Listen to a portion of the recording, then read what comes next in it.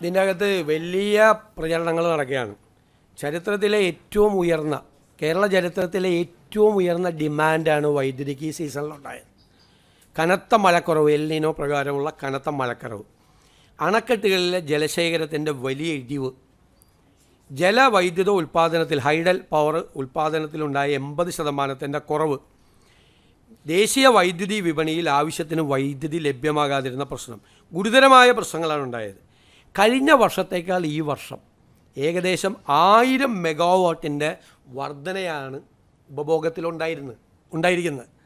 അതേ സമയത്ത് മഴയില്ലാത്തത് കൊണ്ടുള്ള ജലവൈദ്യുത ഉൽപ്പാദനം താഴോട്ട് പോയി, ഗൗരവമായി താഴോട്ട് പോയി. 2055-56% മഴക്കുറവുണ്ടായി. ജലനിരപ്പ് ഗണ്യമായി കുറഞ്ഞു. ജൂലൈ 17 മൊത്തം സംഭരണ ശേഷിയുടെ 28% മാത്രമായിരുന്നു ജലസംഭരണിയിൽ. കഴിഞ്ഞ വർഷം ഇതേ സമയത്ത് ഇത് 61%. 61%. ഇതാണിത്.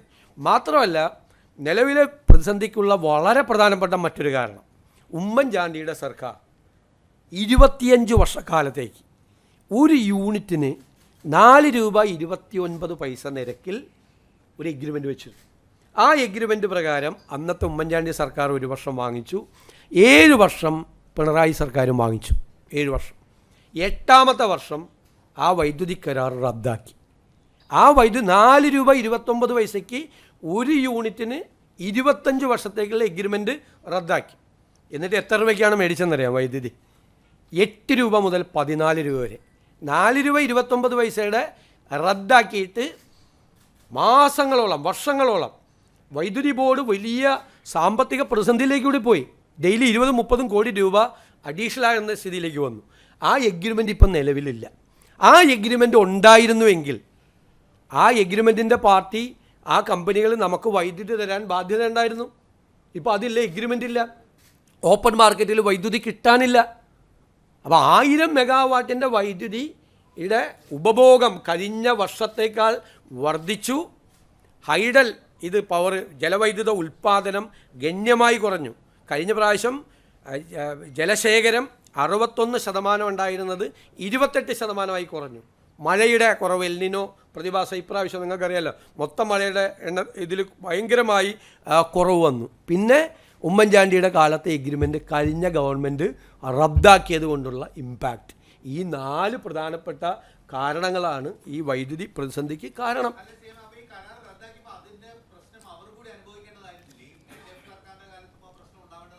അല്ല, അപ്പോൾ അത്രയും ഡിമാൻഡില്ല. അപ്പോൾ അത്രയും ഡിമാൻഡ് വന്നില്ല. കഴിഞ്ഞ വർഷത്തേക്കാൾ അന്ന് ഇവർ വാങ്ങിച്ചു. അന്ന് 8 രൂപ മുതൽ 14 രൂപ വരെ, 4 രൂപ 29 പൈസയുടെ റദ്ദാക്കിയിട്ട് ഇവർ വാങ്ങിച്ചു. ഇവർ ഒരുപാട് പ്രാവശ്യം വാങ്ങിച്ചു, വൈദ്യുതി പുറത്തുനിന്ന് മേടിച്ചു.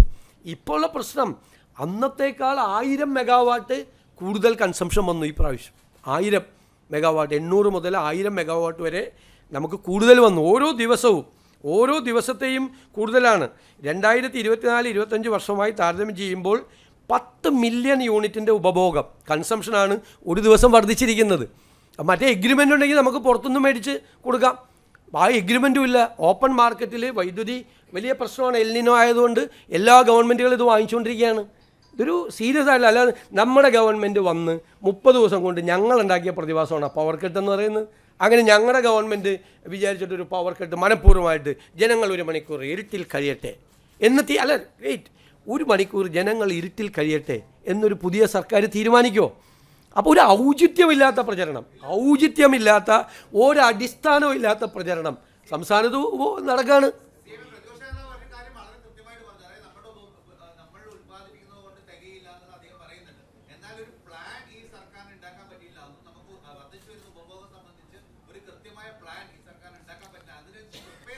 ഞങ്ങളിപ്പോൾ തയ്യാറാക്കിക്കൊണ്ടിരിക്കുകയല്ലേ. ഇത് ഞങ്ങൾ ഗവൺമെൻറ് അധികാരത്തിൽ വന്ന് 1 മാസത്തിനകം, ഇപ്പോൾ 2 മാസമല്ലേ ആയുള്ളൂ, 1 മാസത്തിനും ഉണ്ടായതാണ്. ഇപ്പോൾ എൽ നിനോ ഒരു പ്രഡിക്ഷൻ ഉണ്ടായിരുന്നു, പക്ഷേ ഇത്രയും മഴ കുറയുമെന്ന് ആർക്കും അറിയില്ല. ഇത്രയും ജലശേഖരം നമ്മുടെ സംഭരണികളിൽ കുറയുമെന്ന് കരുതിയില്ല. പിന്നെ ഓപ്പൺ മാർക്കറ്റിൽ വൈദ്യുതി കിട്ടാതിരിക്കുമെന്ന് കരുതിയില്ല. ഇത് അക്രോസ് ദ കൺട്രി ഈ വിഷയമുണ്ട്. അപ്പോൾ എല്ലാവരും ഈ ഓപ്പൺ മാർക്കറ്റിലേക്ക് പോയി അവർ ചോദിക്കുന്നതിലേക്ക് വാങ്ങിച്ചുകൊണ്ടിരിക്കുകയാണ്. ഇപ്പം തന്നെ ഞങ്ങൾ 5 രൂപ 96 പൈസയ്ക്ക് 200 മെഗാവാട്ട് ഓപ്പൺ മാർക്കറ്റിൽ നിന്ന് വാങ്ങി. ഇപ്പോൾ 200 മെഗാവാട്ട് കൂടി ഇതിനേക്കാൾ കുറഞ്ഞ നിരക്കിൽ വാങ്ങിക്കാനുള്ള ശ്രമം നടത്തുകയാണ്. പുരകത്തുമ്പോൾ വാഴ വെട്ടാൻ പോയില്ല നമ്മൾ. അപ്പോൾ വലിയ എമൗണ്ടിൽ മേടിച്ചില്ല. അപ്പോഴും ഇവർ 14 രൂപയ്ക്ക് വരെ വൈദ്യുതി മേടിച്ചു. മനസ്സിലായ? ഞാനിപ്പോൾ ഈ അദാനി ഇതൊന്നും ഞാൻ സാധാരണ പറയാറില്ല. ആ വൈദ്യുതി കരാറ് റദ്ദ് ചെയ്തിട്ട് അദാനി കമ്പനിക്കാണ് കൊടുത്തത് വൈദ്യുതി. അവരെ നിന്നാണ് പിന്നെ വൈദ്യുതി മേടിച്ചത്. എന്തുകൊണ്ടാണ് അന്നത്തെ വൈദ്യുതി കരാറ് റദ്ദ് ചെയ്തതെന്ന് ഇതുവരെ പഴയ മുഖ്യമന്ത്രി ഇപ്പോഴത്തെ പ്രതിപക്ഷ നേതാവും പറഞ്ഞിട്ടില്ല, അന്നത്തെ വൈദ്യുതി മന്ത്രിയും പറഞ്ഞിട്ടില്ല. ആ വൈദ്യുതി കരാർ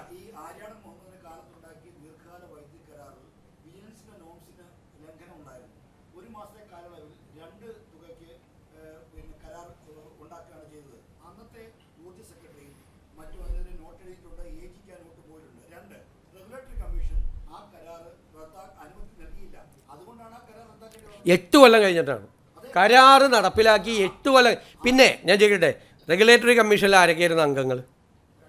പേര് പറയിപ്പിക്കണം. അല്ലല്ല, പേര് പറയിപ്പിക്കണം അംഗങ്ങൾ. അതിൽ ആരൊക്കെയായിരുന്നു അംഗങ്ങൾ? CPM-ൻ്റെ വളരെ പ്രധാനപ്പെട്ട നേതാക്കളായിരുന്നു അതിൻ്റെ അകത്ത് അംഗങ്ങൾ, ആ റെഗുലേറ്ററി കമ്മീഷനിലെ അംഗങ്ങൾ. മനസ്സിലായേ? എന്നിട്ട് പ്രൊസീജിയറൽ മിസ്റ്റേക്ക് ഉണ്ടെന്ന് 8 കൊല്ലം കഴിഞ്ഞ് കണ്ടുപിടിച്ചിട്ട് നേരെ അത് റദ്ദാക്കിയിട്ട് 8 രൂപ തൊട്ട് 14 രൂപ വരെ വൈദ്യുതി മേടിക്കുകയാണ്. അദാനി കമ്പനിയുടെ നിന്നാണ് മേടിച്ചത് ആദ്യം. അല്ല, അത് നോക്കാം, നമ്മളത് പരിശോധിച്ചുകൊണ്ടിരിക്കുകയാണ് എല്ലാം. ഇപ്പം നമുക്ക് ഇതിനൊരു പ്ലാൻ ഉണ്ടാക്കി നമ്മളിത് ചെയ്യാൻ വേണ്ടിയിട്ടല്ലേ ചെയ്യുന്നത്. യഥാർത്ഥത്തിൽ ഇതാണ് സംഭവം.